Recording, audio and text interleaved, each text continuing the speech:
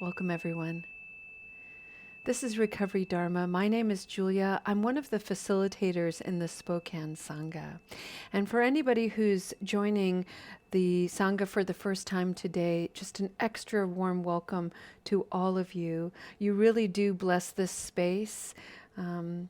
Your intention to be here, your mindfulness and practice, it really does add such a depth of inspiration to this community and to me personally. So thank you. Thank you for being here. The Spokane Sangha is a truly autonomous gathering space of recovery dharma. And what we do is we take a topic in Buddhist practice and we take it for a spin for an entire month. And this year, I decided to create 12 topics, one for each month, and they're all back to basic practices. And so for the month of January, we are exploring the Four Noble Truths. However, we are exploring them from the perspective that takes it beyond just memorization.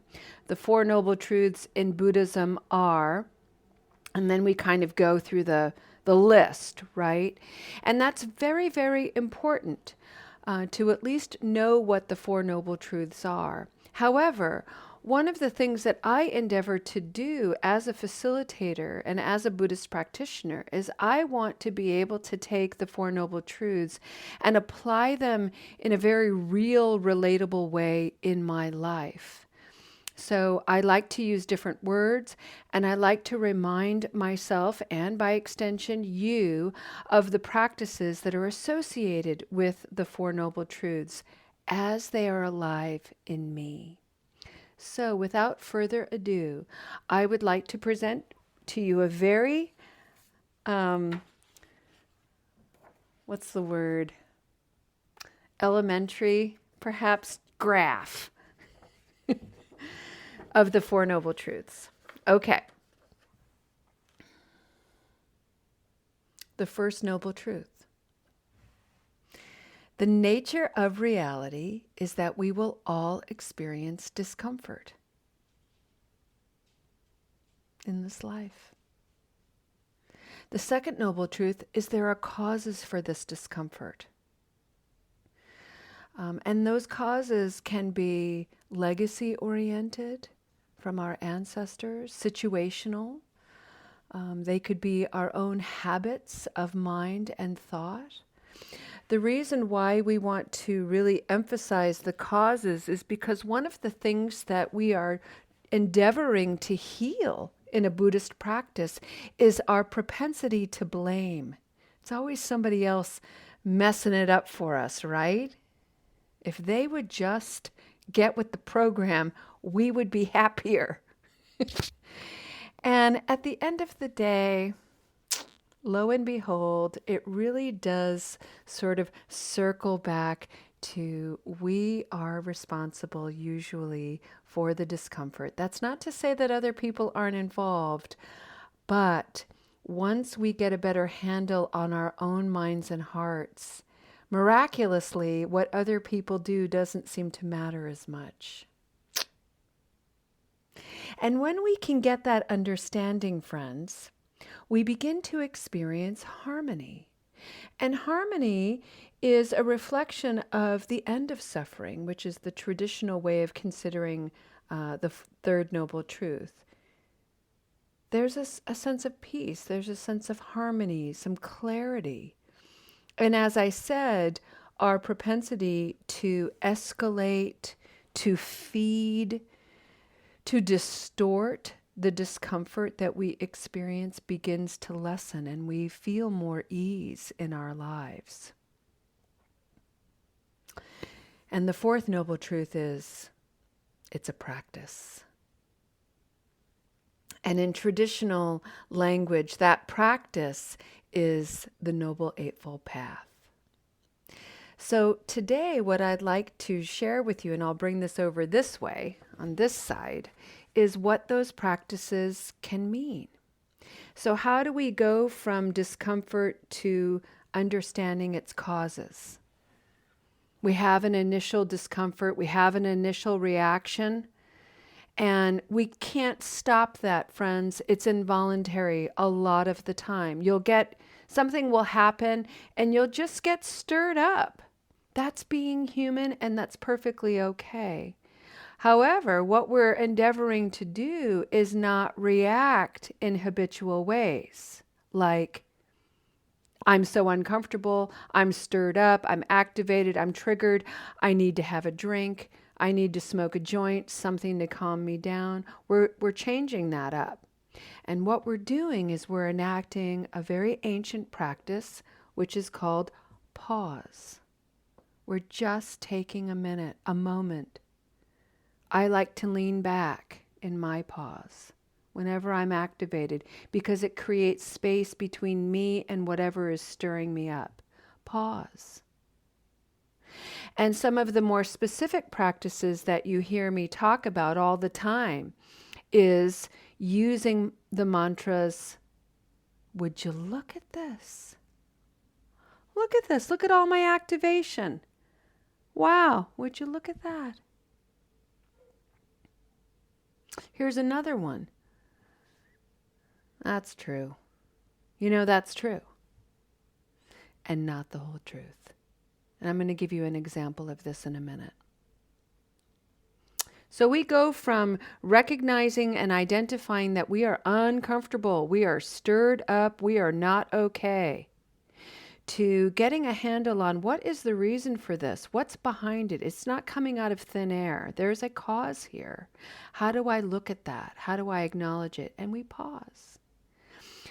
And then to go from the conditions to a sense of harmony. How do we get there?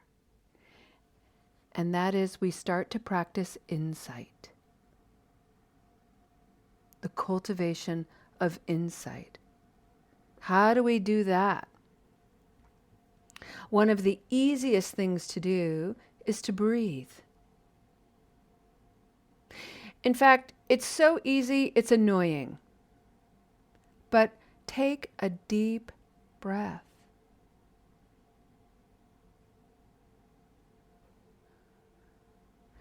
Take a deep breath, and the other thing I like to encourage is something called small wonders. Take a deep breath and then take a look around for just a second. Because sometimes when we are uncomfortable, particularly, let's put it in the context of substance use disorder and craving. So a craving comes out of the blue, we're sweating, we're uncomfortable, stories start to erupt, thoughts start to erupt. Planning may start to take place. This is how I'm going to use. This is what I'm going to do. Oh my God, I'm going to forego all of my abstinence and sobriety. Then all of the judgment and name calling come in. Wow, would you look at that? Pause, breathe, come home to yourself. And maybe a small wonder is nothing more than, ooh, this is my heart beating. This is me practicing. I'm okay. I have some agency here. I have some power here. That is a small wonder, friends. And then to get from that harmonized state, to maintain even that harmonized state, to extend it, we have to practice. Right? So practice is all about maintaining our motivation. What is your motivation for seeking recovery? Return to that motivation. And for many of us, the motivation in recovery is to heal.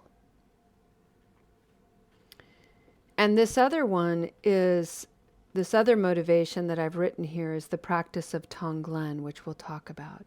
But healing is we are thinking about the limitless qualities in Buddhism. How do we stay motivated?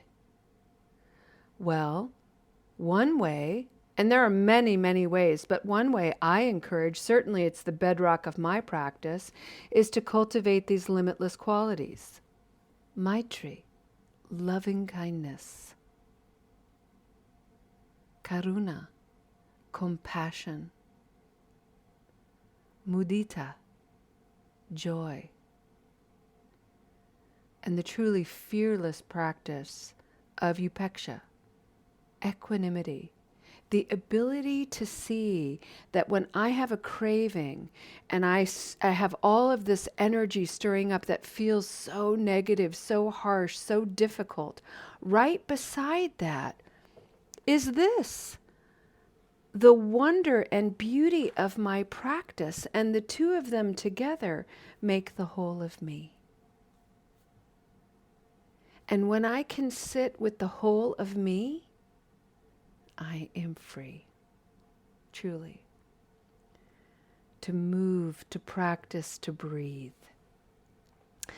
So let me put this in a real-time example that happened this morning for me with my wonderful wise friend Lo, who helps with everything here in Soul Center. And we do a lot of work at Soul Center. We have a lot of healers come in and offer meditations and various things. So there's a lot of tracking that goes on.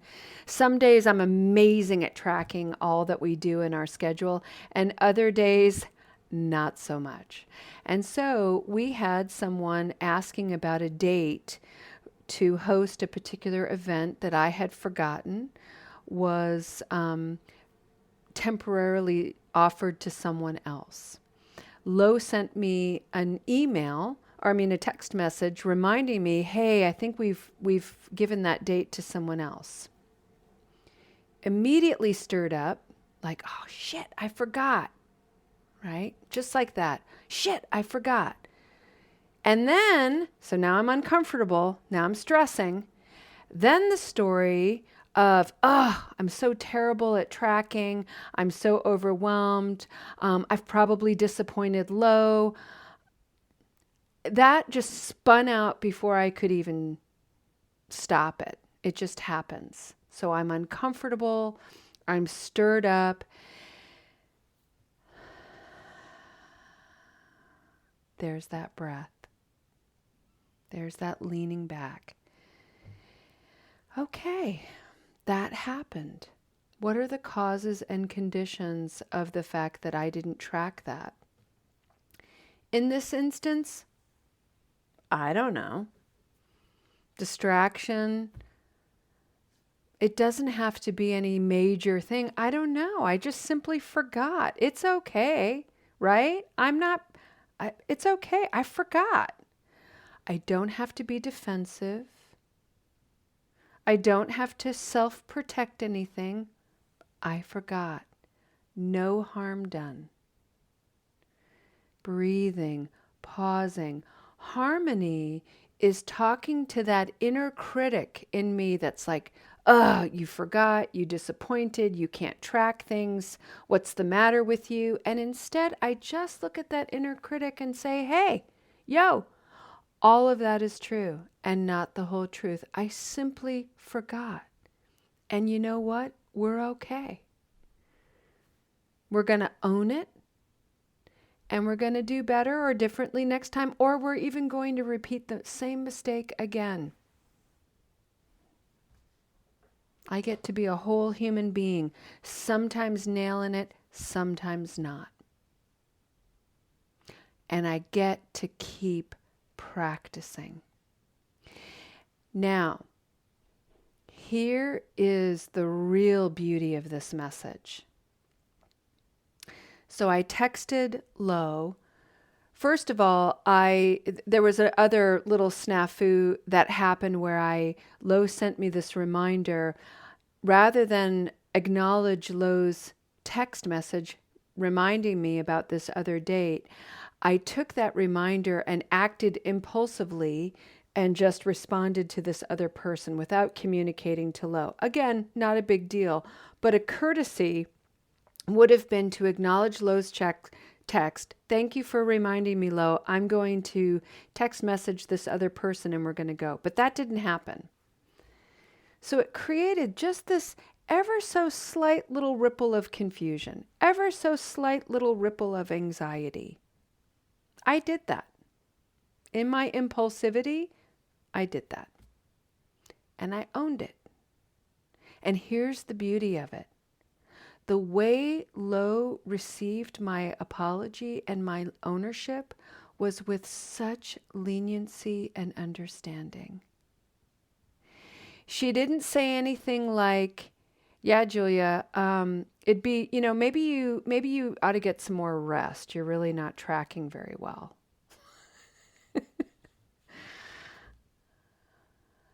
Julia, you do this all the time. Julia, yeah, it's okay, but, and then teasing me or giving me a little jab, a little joke. And then, those little jabs and jokes that people give, and it's meant to be fun and it's meant to be lighthearted, ha ha ha. And then the person says, I'm just kidding. But really it's like, ow, that hurt. And I'm vulnerable and I'm trying to own my error here. And you just jabbed me with something not particularly funny. Lo didn't do any of that. It was like, Julia, I accept your apology wholeheartedly. No worries whatsoever. This is a lot to track. I'm your extra set of eyes. It's an honor to work with you. Beautiful. So I share this with you because we are going to be on the receiving end of someone's error, and it might negatively affect us. And at that point, we have a choice of holding that negative affect to be able to practice. We see that somebody else is owning their error, they're offering an apology. I may be on the receiving end of that and still stirred up. And what's my choice here? React with negativity, react with a little jab, a little jokey jab. Or can I lean back, pause, and go, wow, this person is doing the best they can, and look at their effort, and I'm going to honor and acknowledge that.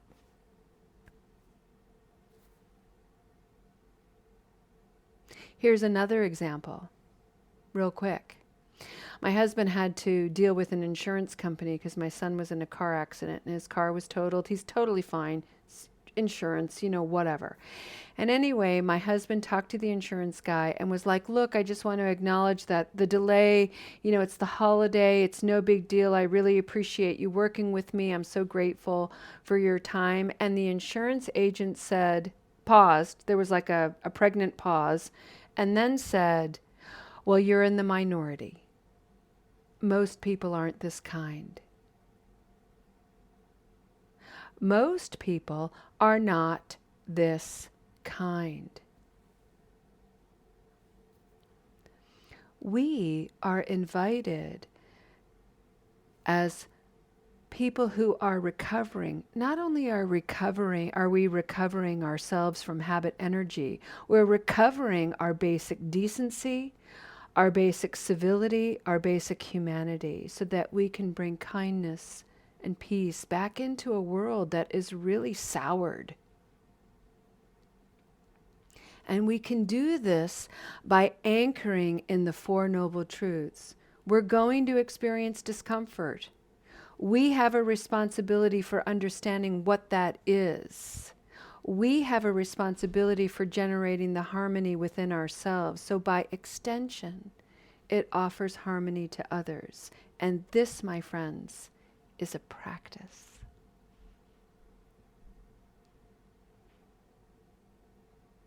So, for a few minutes, let's just take that in quietly. And I invite you to close your eyes, and we'll just breathe some gentle mantras with the in-breath and the out-breath. And I think today I'd like to share with you my favorite breathing meditation by Thich Nhat Hanh. And let's just, whatever's going on for you in this moment, just keep a gentle inward gaze. Breathing in, I calm my body.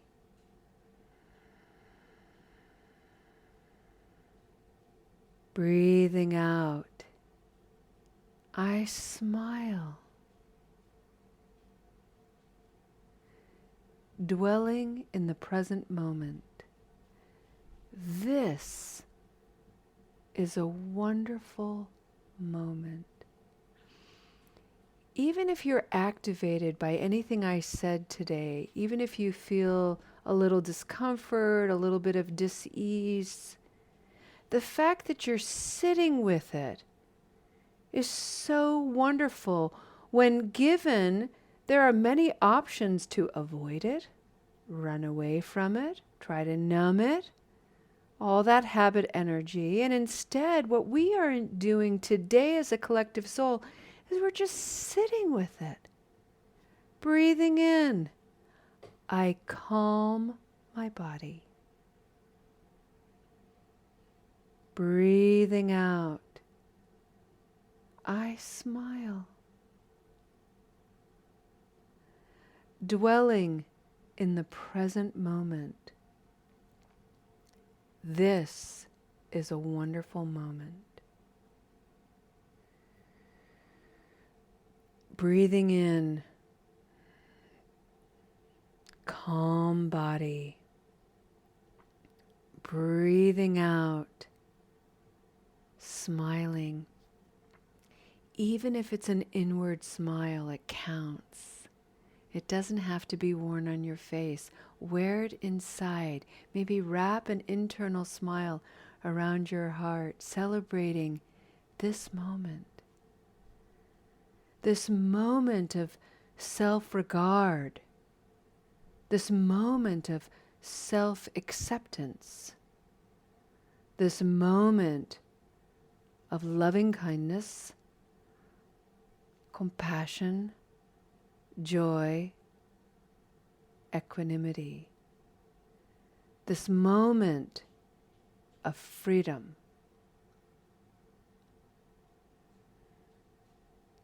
Breathing in.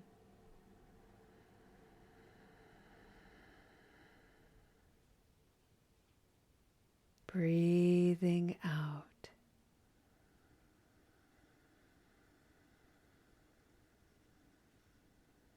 Once more. Breathing in.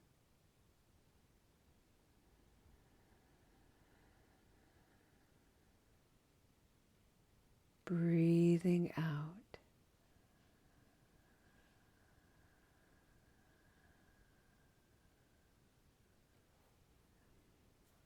Thank you, friends.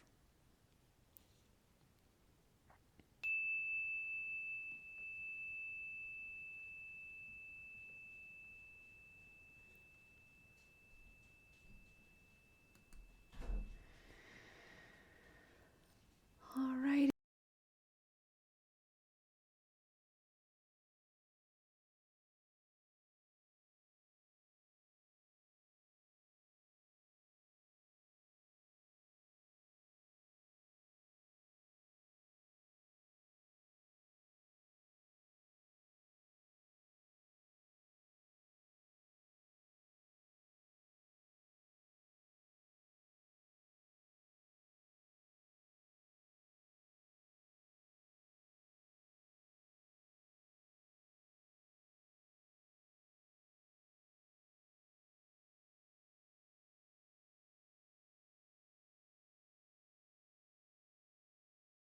Alrighty, friends, let's go ahead and end our beautiful practice with the dedication of merit. Please remember, if you'd like to email me with any thoughts, concerns, do not hesitate. I'm happy to engage via email.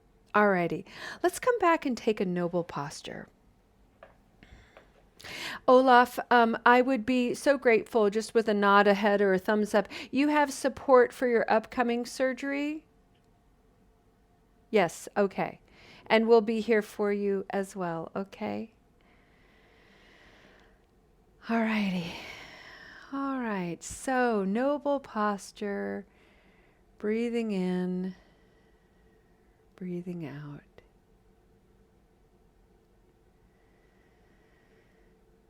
Taking refuge in the three jewels, the Buddha, the human being who thousands, 2,600 years ago, was determined to awaken to the causes and conditions of his own distress and discomfort, and by extension, to see it in others and in life itself.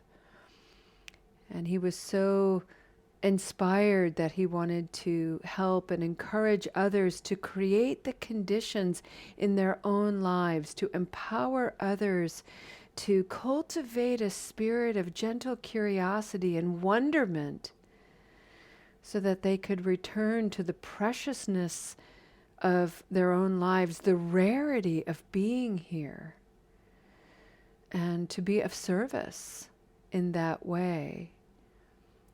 And so he shared the Dharma, which is alive. The Dharma, let me say it again, is alive, and it lives in you and in me. And we get to practice this. We get to express it collectively in a Sangha where we can mirror one another. We can learn from one another. We're inspired by one another, even to the degree of encountering people that stir up things within us that we don't like. We make it about the other person, but in reality, there's something stirring within us that might be calling our attention, that needs some tending, maybe some harshness, maybe some collapse. We get to do that, taking refuge in these three jewels. It is so very, very precious, and I want to end this meeting on a note of celebration that we've prioritized this time together to explore this with one another. And so in the beautiful words of my first teacher, Thich Nhat Hanh, I simply want to express a calm body and a smile, bringing my hands together, bowing to your practice, bowing to the beauty and the sacredness of your journey, each of us Buddhas to be. Thank you, friends. Namaste.